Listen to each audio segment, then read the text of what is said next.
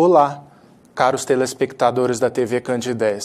Estamos iniciando mais um programa Espírita Nova Era, uma realização da AME, Aliança Municipal Espírita de Divinópolis.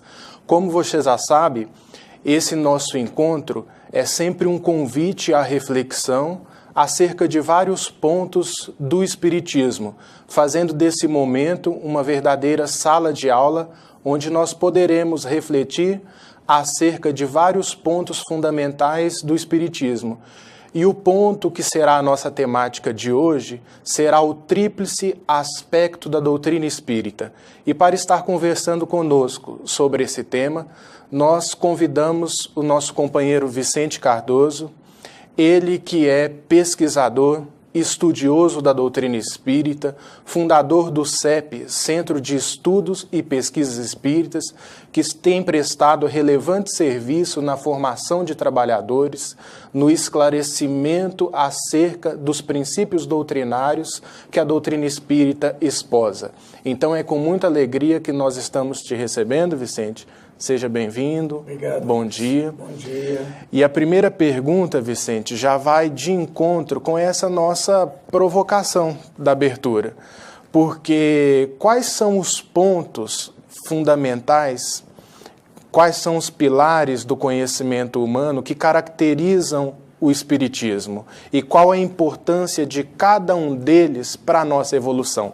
Porque às vezes as pessoas vão se questionar, mas o Espiritismo é ciência, o Espiritismo é filosofia, o Espiritismo é religião? Então, dentro dessa primeira pergunta, eu gostaria que você nos esclarecesse, Vicente. Baseado na cultura humana, nós temos a religião, nós temos as filosofias, nós temos a ciência. Sabemos que a religião, ela precedeu da magia. A magia é prática, na onde o ser humano acredita que as mãos significava para eles o poder, que com as mãos eles poderiam fazer e desfazer as coisas. Com isso, a magia, ela é prática, ela é motora, porque era parte do princípio de que nós podemos fazer com que a natureza trabalhe por nós, que nós podemos fazer com que esses deuses com D minúsculos, eles podem nos servir atendendo às nossas necessidades. A religião nasce justamente aí. Mas a religião, na verdade, Ives, ela é teórica, porque ela parte do princípio da visão, mas da visão abstrata, não da visão concreta, mas daquela visão abstrata que tenta buscar em tudo a presença de algo que esteja sempre acima de nós. Então, com isso, a religião, ela tem essa percepção de que ela está dentro de um campo puramente subjetivo, na onde o ser tenta encontrar realmente uma causa de tudo. Então, isso desperta em nós uma sensação de um poder maior acima de todos e de tudo, que é justamente o Criador. A religião tem esse aspecto de buscar também esse religar as pessoas entre si e entre as pessoas e o Criador. Então, a doutrina espírita, ela está fundamentada em cima dos princípios da religião, não da religião instituída. Essa religião que nós temos aí dentro de um processo dogmático, dentro de um processo ritualístico, dentro de um processo, digamos assim, cheio de aparamentos. Mas uma religião que ela lida com o sentimento da criatura humana, que tenta resgatar nele o sentido da espiritualidade. Ela tem como base também a filosofia. A filosofia, ela vai nascer justamente daquele momento da indagação dos porquês da vida. Por que sofremos? Por que estamos aqui? Para onde nós iremos quando daqui partirmos? Então, é a teoria dos porquês. E a filosofia nasce também lá na Grécia, e nasce do princípio da poesia, porque filosofia é amor à sabedoria. Com isso, esta filosofia nos leva realmente ao despertar da ciência. A ciência já é algo concreto, algo que você busca e você consegue comprovar. Sem a religião, sem a filosofia, Ibis, nós não teríamos a ciência hoje, porque a ciência, ela busca a comprovação, é a parte do princípio da observação criteriosa, ela nos leva ao método da experimentação e depois, então, tira as conclusões, que é a dedução daquilo que se observou, daquilo que se experimentou, daquilo que se mensurou. Nos leva, então, a uma concretização. Doutrina espírita, o espiritismo, ele está fundamentado em cima desses 3 princípios essenciais. Com isso, a gente passa a perceber que cada um desses princípios tem um papel fundamental na doutrina. A ciência é a base por onde nós comprovamos, e através do próprio fenômeno espiritual, mediúnico, temos a comprovação de tudo que nós estamos almejando, de toda a pesquisa, toda a curiosidade do ser humano. Ali você encontra uma exatidão de tudo que a doutrina realmente nos traz. A filosofia, Ives, é aquele ângulo descendente, é aquele que vem de cima para baixo, porque a filosofia, ela trata das consequências morais que decorrem das relações dos espíritos para conosco. É a reflexão, né? Da reflexão, da indagação, perguntando, né? Por quê e para onde nós iremos? Então, é o ângulo da indagação. A religião já é o ângulo de cima, de baixo a cima, porque é aquele ângulo que nos religa ao Criador. Mas é o ângulo também que resgata, redescoberta o cristianismo vivo do Cristo na Palestina de 2000 anos atrás. Então vejamos nós que esses 3 aspectos é de fundamental importância, é um triângulo equilátero na visão de Emmanuel. E, na verdade, vem atender às nossas necessidades mais amplas, porque a doutrina espírita, enquanto sendo um consolador para a humanidade, ela precisaria abarcar esses 3 aspectos do entendimento. Porque veja você, Vicente, e os nossos telespectadores, que todos nós, de certa forma, temos a nossa mentalidade, os nossos pensamentos vinculados a determinada área. Isso. Existem os pensamentos que são mais filosóficos, pessoas que são mais dadas à filosofia, outras à ciência e outras às religiões. Então, para que a doutrina espírita pudesse abarcar toda essa gama de necessidades, ela precisaria reunir esses 3 aspectos. Allan Kardec, as obras dele são permeadas desses 3 aspectos? São. Toda a estrutura, digamos assim, da doutrina espírita, que veio através de variados médiuns em lugares diferentes, na França e até mesmo em outros países, ele reuniu todas essas comunicações esparsas e deu a essas comunicações um corpo, que nós chamamos corpo doutrinário, na onde é justamente o tríplice aspecto que estamos falando aqui hoje. Porque sem a ciência, como é que nós comprovaríamos o que a filosofia indaga, nos desperta para buscar o conhecimento? Sem a religião, como é que nós desenvolveríamos em nós um sentimento de religar o Criador? Então, com isso, doutrina é um conjunto de princípios científicos, filosóficos e religiosos, e até mesmo políticos, dependendo como se vê uma doutrina. Doutrina espírita, Ives, é o conjunto de princípios científicos, filosóficos e religiosos que visa interpretar o espiritismo, que é de todos os tempos da humanidade, e interpretá-lo racionalmente, em tempos de hoje. Quer dizer, contextualizando tudo que os espíritos trouxeram de tempos passados, que o espiritismo é tão velho quanto o homem. Ele está presente em todas as culturas, em todas as religiões, ele está presente no catolicismo com muito mais propriedade do que nas demais outras religiões, porque o princípio do espiritismo são os mesmos princípios do catolicismo. Que é Deus, a alma, a imortalidade, as penas e recompensas futuras. E interessante, Vicente, porque a própria codificação espírita, ela tem uma marca bem forte em cada das suas obras, é mais intensa de um desses aspectos da doutrina espírita. Porque você pega o Livro dos Espíritos, ele tem um viés mais filosófico. Mais filosófico. Né? Você pega o Livro dos Médiuns, é um viés mais científico. Mais técnico. Mais técnico, mais criterioso. Isso. E o Evangelho segundo o Espiritismo espiritismo já é mais a moral do Cristo. É por isso que a gente vai ver companheiros dentro do nosso movimento espírita mais identificados uns com o Livro dos Espíritos. Isso. A gente pergunta, mas qual livro você é mais afim? Eu sou mais afim do Livro dos Espíritos. Outra, eu gosto mais do Evangelho. Eu gosto mais do Livro dos Médiuns, justamente por essas diferentes características nossas, né? Isso é importante, porque isso num todo, Ives, isso vai compor realmente esse complexo, né? Porque a doutrina espírita não é uma doutrina fechada, ela é uma doutrina aberta, porque é uma doutrina progressiva e progressista. Por que progressiva? Porque ela está em constante progresso com o progresso da humanidade. Progressista porque ela proporciona a todos nós o nosso progresso.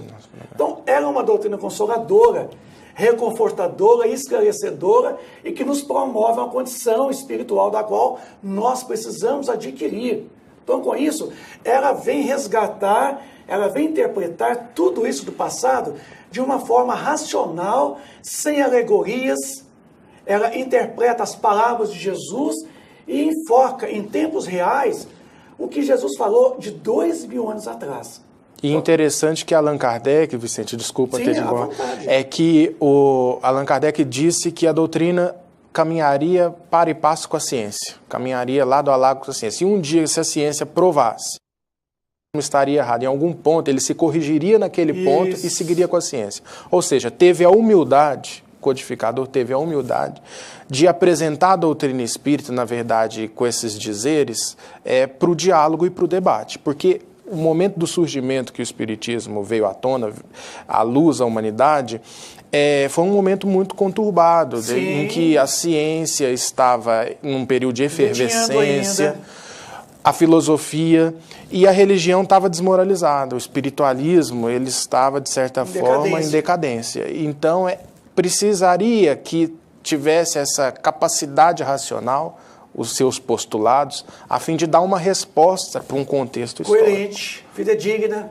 ao Evangelho de Jesus. Inclusive, no primeiro capítulo do livro A Gênese, ali coloca que a doutrina não poderia ter vindo antes do século XIX, porque se ela tivesse vindo, ela teria sido abortada. Porque a nossa maturidade, Ives, não era suficientemente para entender a doutrina no seu contexto, no seu tríplice aspecto, que é a ciência. Então precisava que os cientistas, que a humanidade, estivesse adiantado suficientemente com a ciência para poder receber no seu bojo o contexto doutrinário, filosófico, científico e de consequências morais. Porque até então, Ives, nós tínhamos várias filosofias. E a doutrina, ela veio justamente no momento em que Auguste Comte havia deixado para nós uma proposta filosófica, capaz de permitir que o método experimental fizesse com que Allan Kardec interpretasse os ensinamentos espíritos de uma forma coerente, fidedigna e muito racional. Porque a única filosofia espiritualista até então é a filosofia espírita. Porque até então não houvera nenhuma outra filosofia, exceto as filosofias, desde a filosofia materialista, lá de Demócrito e Leucipo, até o presente momento. Inclusive, o Livro dos Espíritos está estampado nas primeiras páginas dele, filosofia espiritualista. Um tratado de filosofia espiritualista. Porque o Livro dos Espíritos, Ives, ele é espinha dorsal. Ele é o contexto filosófico de todo o contexto doutrinário. Porque o Livro dos Espíritos traz, na sua primeira parte, as premissas, quer dizer, o prelúdio do livro que levaria o título mais tarde, A Gênese. O segundo livro do Livro dos Espíritos, ele levaria, através do prelúdio, o segundo livro, que é o Livro dos Médiuns. E o terceiro livro seria o Evangelho segundo o Espiritismo, porque trata das leis morais. É a síntese, né? É a síntese. Então, ele sintetiza na quarta parte, que são as penas e recompensas futuras, que hoje é o livro Céu e Inferno. Então, o Livro dos Espíritos, ele traz, estruturado em todo o seu contexto, os 4 demais outros livros, que é uma complementação do que o Livro dos Espíritos estruturou na sua primeira edição. Aliás, na sua segunda edição. Porque na primeira edição, o Livro dos Espíritos não continha a segunda parte, que é o mundo espírita, o mundo dos espíritos. Então, a primeira edição do Livro dos Espíritos continha somente 501 perguntas. Já na sua segunda edição, ele já trouxe 1018, quer dizer, 517 perguntas a mais. Então, com isso nos traz realmente um conhecimento muito amplo, muito bem organizado pela espiritualidade. Agora, Vicente, o Allan Kardec também disse que deu a primeira palavra, ele não deu a última, porque o Livro dos Espíritos, como síntese das demais obras, é claro que ele tem que necessariamente ter um conteúdo reduzido, né? E nesse sentido, Allan Kardec, ele contou com outros colaboradores que lhe, de certa forma, ajudaram a sustentar a codificação, desdobrando-a em seu triplo aspecto, tanto filosófico como científico. Ele teve... Eu diria, sabe, Ives, que Allan Kardec, ele não deu nem a primeira e nem a última palavra. Porque se ele tivesse feito isso, não chamaria de espiritismo, chamaria de kardecismo. Allan Kardec, na verdade, participou muito pouco no contexto doutrinário de toda a estrutura. Na verdade, o papel dele foi de concatenar as comunicações espirituais, vindo através de um variado número de médiuns e de lugares diferentes, e as agrupou dentro de um contexto chamado doutrina espírita. Então, a doutrina espírita é a doutrina dos espíritos, razão pela qual nós chamamos de espiritismo. Certo. Espiritismo é tudo aquilo que vem dos espíritos. Se Allan Kardec tivesse dito a primeira e não tivesse dito a última, seria kardecismo. Com isso, nós passamos a perceber que nós não estamos lidando com o kardecismo. Muito bem observado. Eu, por exemplo, eu não sigo Allan Kardec, eu sigo a doutrina espírita. Isso. Eu não sigo realmente aquilo que Kardec realmente nos apresentou, o processo puramente pedagógico pelo qual ele elaborou toda a estrutura da doutrina. O intermediário da espiritualidade. O intermediário da espiritualidade. O que ele fez foi pegar toda a doutrina vinda através desses médios e dar a ela um sentido pedagógico, metodológico, quer dizer, algo que pudesse a gente poder estudar, Ives, e compreender a doutrina num todo, princípio, meio e fim. Esse foi o papel dele. Então, na verdade, ele não disse nem a primeira e também não dirá a última. Serão os espíritos que disseram a primeira e não dirão a última, porque a doutrina é progressiva.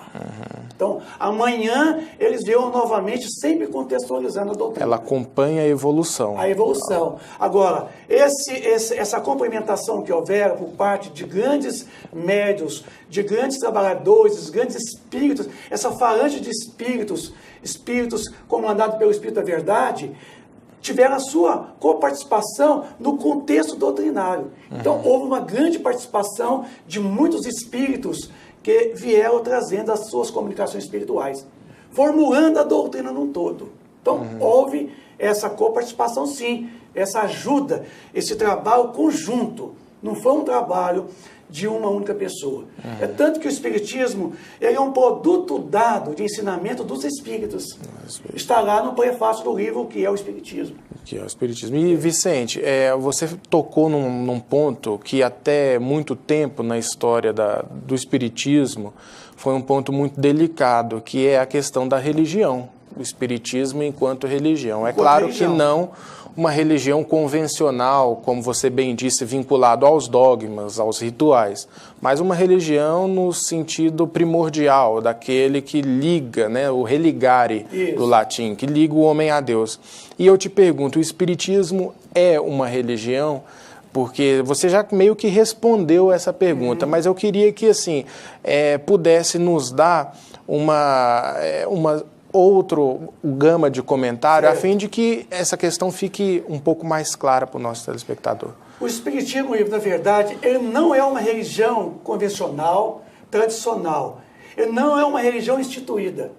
Porque, na verdade, a doutrina espírita é como diz os próprios espíritos no Evangelho sobre o Espiritismo. É a nova ciência que vem revelar aos homens por provas irrecusáveis a existência, a natureza do mundo espiritual e suas relações com o mundo corporal. Então, não se trata de uma religião que tem cultos, não trata de uma religião que tem cerimônias, não trata de uma religião que tem assim, um processo de aparamentos, tá? Mas a doutrina espírita, para nós, ela torna-se uma religião no seu aspecto puramente filosófico. Por que, no seu aspecto filosófico? Porque ela faz com que nós possamos nos agregarmos pelo sentimento. O sentimento da fraternidade, o sentimento da solidariedade, o sentimento da caridade. Inclusive, ela preconiza a caridade. Assim como algumas religiões preconizam que não haverá salvação, né, libertação fora da própria igreja, a doutrina espírita coloca que não haverá libertação fora da caridade. Que, assim, essa situação, essa máxima, digamos assim, que é fora da caridade, não há libertação nossa. Não é questão de salvação, mas a nossa libertação espiritual. Então, a doutrina espírita, ela não é uma religião como as demais outras religiões. Mas, no fundo, ela tem uma proposta de fazer com que nós possamos resgatar em nós um sentimento de espiritualidade. Que a coisa mais importante em mim, em você, em todos nós, é resgatar o sentimento de espiritualidade. Inclusive, no final do prefácio do livro Nosso Lar, eu gosto muito quando Emmanuel diz que nos nossos campos de fé nós precisamos muito do espiritismo e do espiritualismo, mas nós precisamos muito mais de espiritualidade. Porque justamente a espiritualidade é que se trata dessa essência, né, que vai nos preparando para o nosso futuro espiritual. Porque às vezes nós estamos repletos de espiritualização, mas carentes de espiritualidade. Nós chamamos de perfectibilidade. Porque Deus, o Criador, é perfeito. E a sua obra há que ser perfeita. Então nós somos pessoas, no ato da criação, pessoas perfeitas. Embora nós não estejamos perfeitos. Porque Deus quer que nós venhamos por nós mesmos desenvolvermos essa perfectibilidade. Então, com isso, é o meu esforço, é o seu esforço, são nossos esforços que farão com que essa perfectibilidade ela venha à tona. Com isso, nós atingimos, então, na providência divina, a felicidade plena, que é o caminho pelo qual nos conduzirá realmente ao Criador. É por isso que Emmanuel, ali no prefácio do livro Consolador, ele diz que a doutrina espírita se trata de um triângulo de forças espirituais. Ciência e filosofia vinculam o espiritismo à Terra, como uma figura simbólica que visa o aperfeiçoamento da humanidade, da Terra. No seu aspecto religioso, todavia, repousa a sua grandeza divina, preparando o homem para o seu imenso futuro espiritual. Então é esse preparo que esse último aspecto que vai nos dar, né, Vicente? Inclusive, Ives, a doutrina espírita, ela como sendo uma nova ciência, não uma outra ciência, mas a ciência mesmo, uma visão mais holística. Porque, assim como a ciência oficial, temos o materialismo como sendo objeto de estudo, a doutrina espírita tem como objeto de estudo o espírito, o elemento espiritual. Então, ambas, digamos assim, se entosam e buscando uma aceitação uma da outra, unindo os dois elementos do universo, o elemento material e o elemento espiritual. Então, com isso, a gente passa a perceber que a doutrina espírita, ela resgata o Evangelho de Jesus, de 2000 anos atrás. É tanto que a doutrina é a revivescência do cristianismo puro, da Palestina, e que traz para nós hoje, de forma contextualizada, todo o ensinamento do Cristo. Para isso, é imperioso que a gente saiba que a doutrina espírita é a terceira das 3 revelações. Tivemos Moisés como primeira, Jesus como segunda, e a doutrina espírita como terceira das grandes revelações da humanidade, e para a humanidade. Então, com isso, é imperioso não esquecermos que a doutrina espírita está para nós hoje aquilo que o velho espiritualismo, resgatado pelo novo espiritualismo, que é a própria doutrina espírita, quer dizer, uma proposta altamente científica, nos levando ao entendimento coerente e fidedigno, a causa e o efeito. E saciando os nossos anseios. Dentro de todos os questionamentos que o homem contemporâneo tem com todas as aquisições científicas, tecnológicas. As perguntas são outras, né, Vicente? Consolando, reconfortando, libertando, esclarecendo a humanidade. Tudo. Ô, Vicente, eu gostaria de te agradecer a presença. Eu agradeço, Ives, pela companhia sua hoje, nessa manhã, com os nossos telespectadores, nos ouvindo e nos vendo. Agradeço também a paciência de vocês, a audiência. Lembrando que na próxima terça-feira nós estaremos aqui no mesmo horário, refletindo sobre outros temas. Desde já, agradeço a companhia. Muita paz e até lá.